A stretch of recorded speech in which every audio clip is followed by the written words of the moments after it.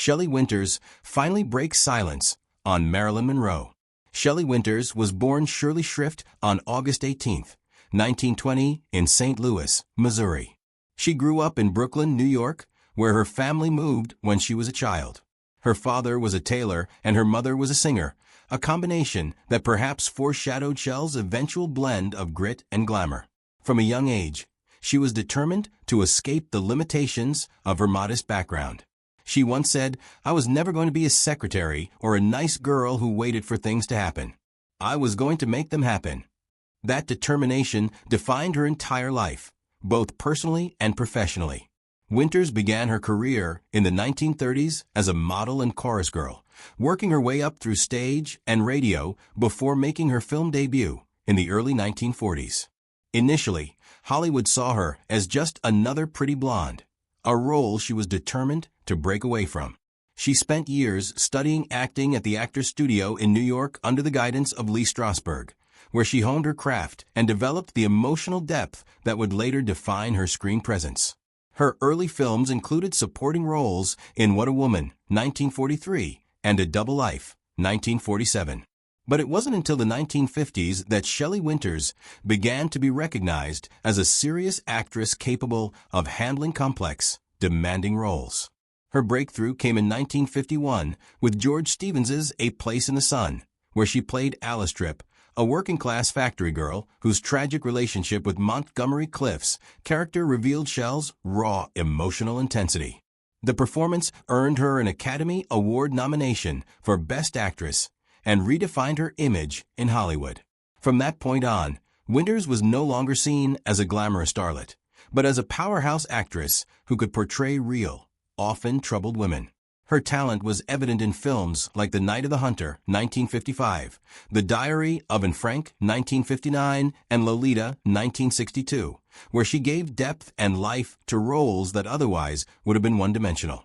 Winters won her first Oscar as Best Supporting Actress for her role as the desperate Mrs. Van Dawn in The Diary of Anne Frank, an acting performance filled with nervous energy and heartbreaking vulnerability.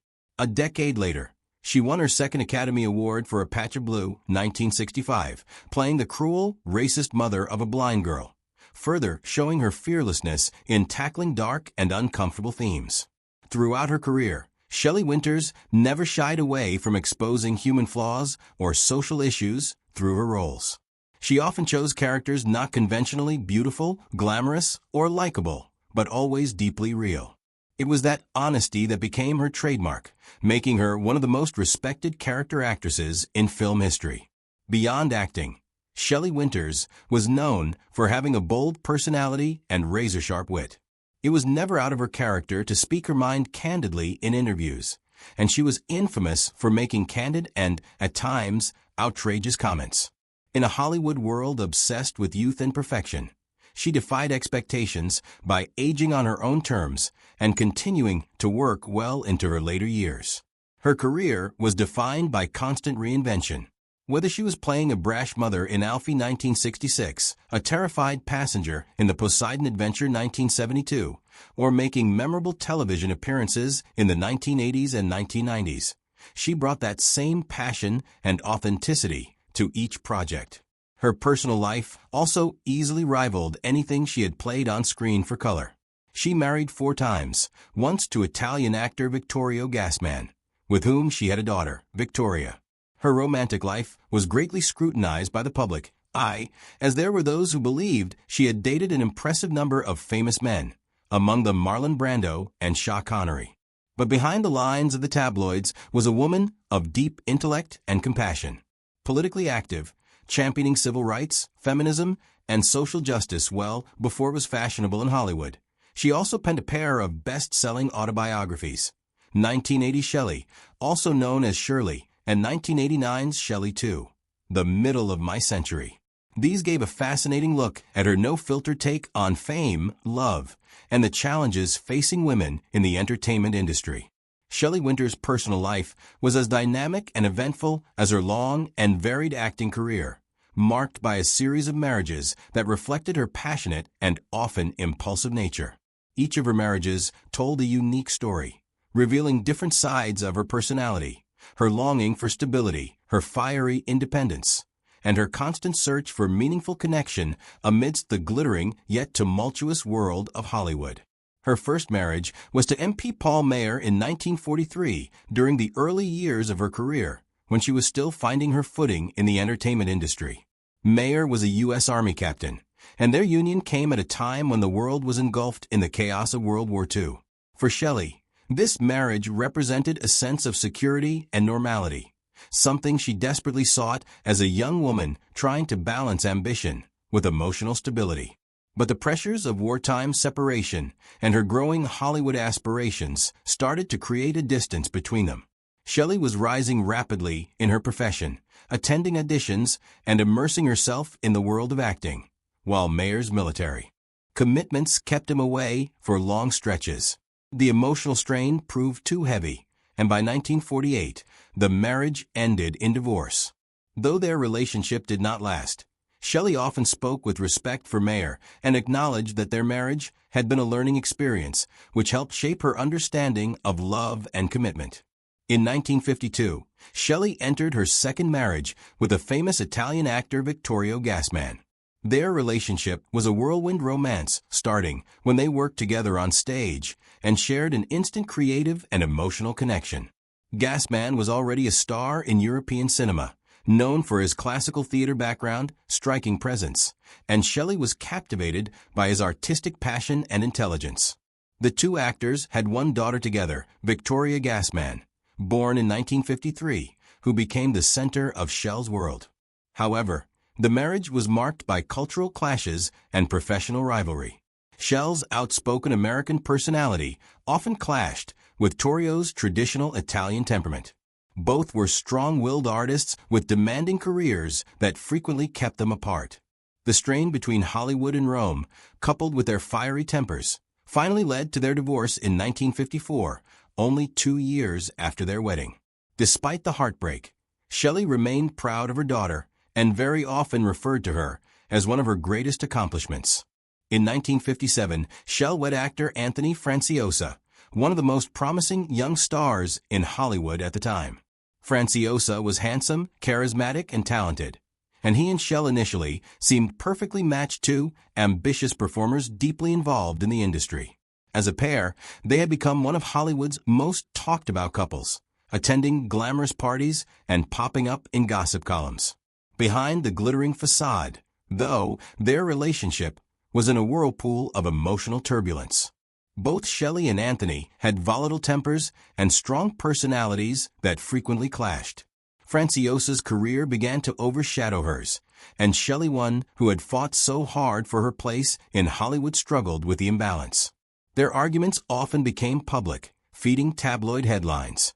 The marriage ended in 1960 after just 3 years, but Shelley and Anthony would remain part of each other's professional circles for years afterward. Later in her life, Shelley would say that their love had been too much fire and not enough peace, recognizing that their shared passion was their greatest bond and ultimately their undoing. Her final and most unlikely marriage was to Jerry DeFord, a longtime companion whom she married in 2006, only months before her death. The contrast between this and earlier marriages was unmistakable, as it was less defined by the tumultuous passion of youth and more by mutual affection and deep companionship. Jerry had been by her side for nearly 2 decades, a steady, loyal presence during later years when health started to decline.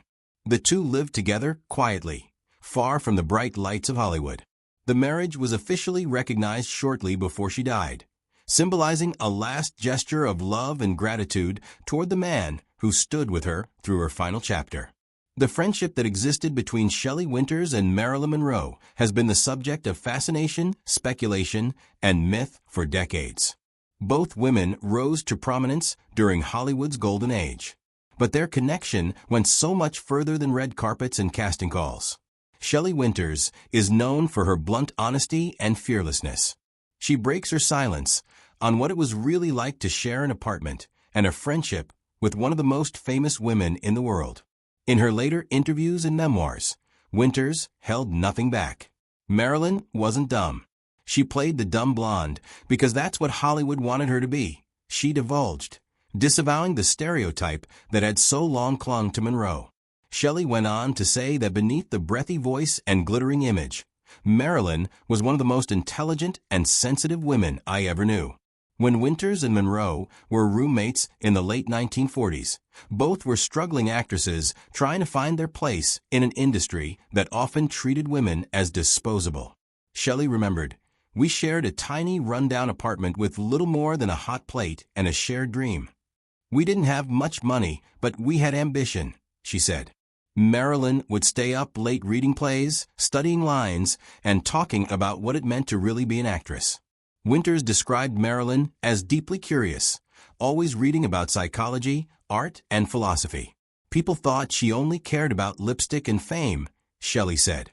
"But the truth is, she wanted to understand people. That's what made her such a powerful performer." Their friendship wasn't always easy. Both were headstrong, emotional, and passionate about their work.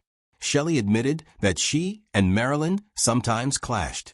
"We were like sisters," she said. "We loved each other, but we could fight like cats." Winters remembered that Marilyn could be insecure and easily hurt, especially when men treated her as nothing more than a fantasy. "She had this vulnerability," Shelley said, "like she was made of glass. You wanted to protect her, but she also had this incredible strength that would surprise you."